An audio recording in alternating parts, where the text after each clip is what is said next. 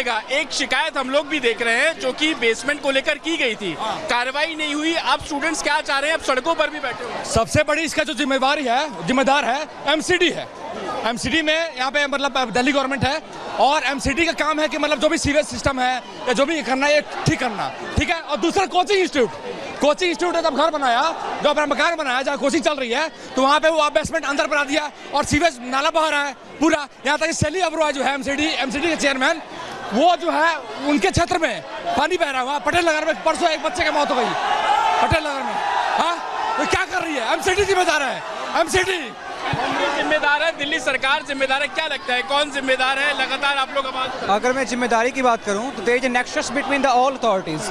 Coaching भी जिम्मेदार है, एमसीडी भी जिम्मेदार है। एमसीडी में आप देखोगे तो 15 डिपार्टमेंट्स हैं, सारे के सारे करप्ट हैं। मैं खुल के बोल रहा हूं, सारे के सारे करप्ट हैं। यहाँ सीवेज की प्रॉब्लम आज की प्रॉब्लम नहीं है, पिछले 8 सालों से 9 सालों से यहाँ पानी लगती है।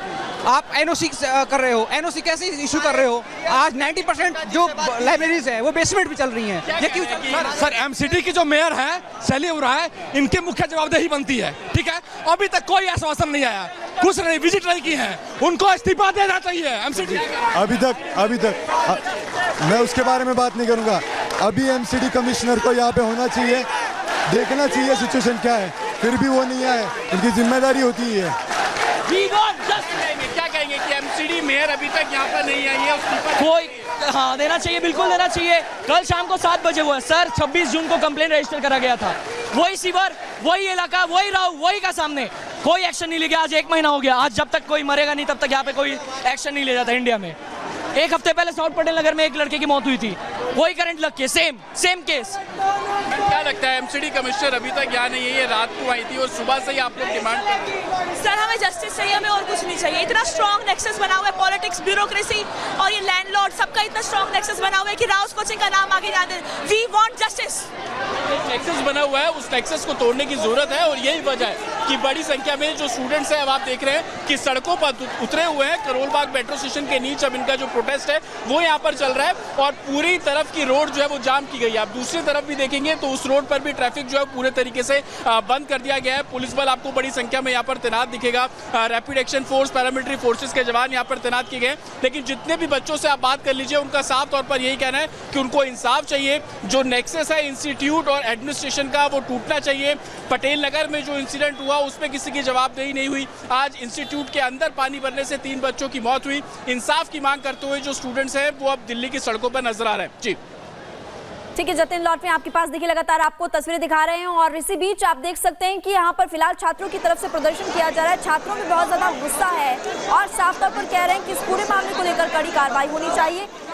प्रियंका भी इस वक्त हमारे साथ जुड़ी हुई है। प्रियंका, सबसे बड़ा सवाल तो ये खड़ा होता है कि दिल्ली के कोचिंग सेंटर्स में, क्योंकि इससे पहले भी इस तरह के मामले सामने आ चुके हैं, जान इतनी सस्ती है क्या?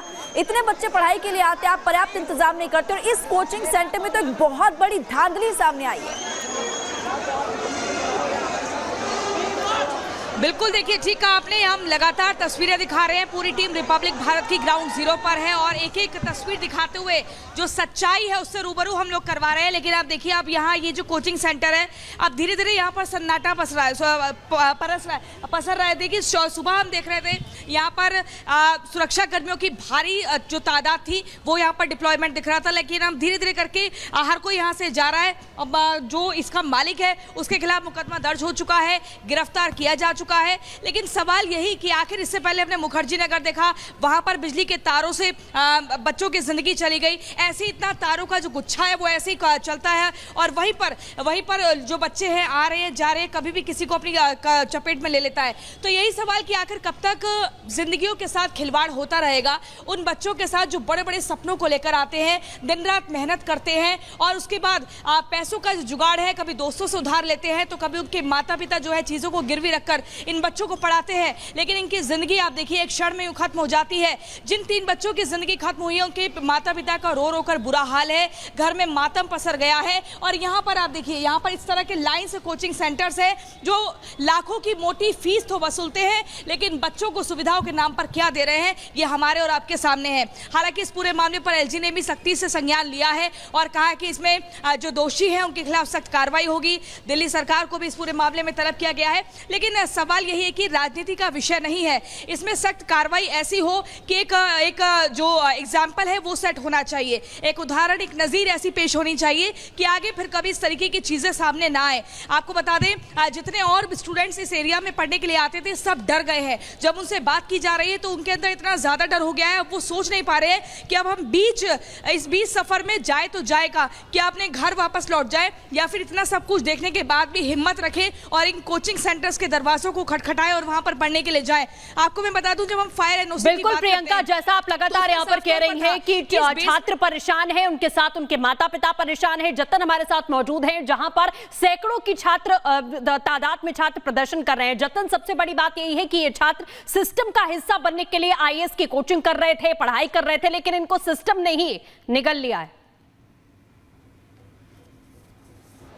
आज बिल्कुल देखिए, और एक हफ्ते में ऐसा ये दूसरा वाकया हुआ। इससे पहले पटेल नगर में देखा कि कैसे बारिश का पानी जमा हुआ, करंट लगा, गेट को उस छात्र ने छोड़, उसके बाद उसकी मौत हो गई। और वैसा ही एक और इंसिडेंट हो जाता है कल शाम को, जहां इंस्टीट्यूट के बेसमेंट में लोग लाइब्रेरी में पढ़ने गए थे, बच्चे पढ़ रहे थे, 30 बच्चे वहां पर मौजूद थे। अचानक पानी भरना शुरू हो जाता है, बच्चे खुद को बचाने के लिए बेंचेस के ऊपर खड़े हो जाते हैं। 13 फीट का वो पूरा बेसमेंट जो अभी तक इन्वेस्टिगेशन में क्लियर हुआ, वो अपने आप को बाहर नहीं निकाल पाए। रस्सियों से कुछ बच्चों को रेस्क्यू करके बाहर निकाला, लेकिन 3 छात्रों की जो बॉडी है वो निकली। उसी का रोष है, और वो रोष अब इस कदर है कि सड़कों पर जो तमाम स्टूडेंट्स हैं वो प्रोटेस्ट करते हुए आपको नजर आ जाएंगे। जितने भी बच्चों से आप बात कर लीजिए, हर किसी का यही कहना है कि एमसीडी को कार्रवाई करनी चाहिए, शैली ओब्रॉय को इस्तीफा देना चाहिए, प्रशासन कार्रवाई क्यों नहीं कर रहा। और दूसरी तरफ आप पुलिस को देखेंगे, एक तरफ पुलिस इस पूरे मामले को इन्वेस्टिगेट कर रही है, तो वहीं दूसरी तरफ बच्चों को भी समझाने की कोशिश।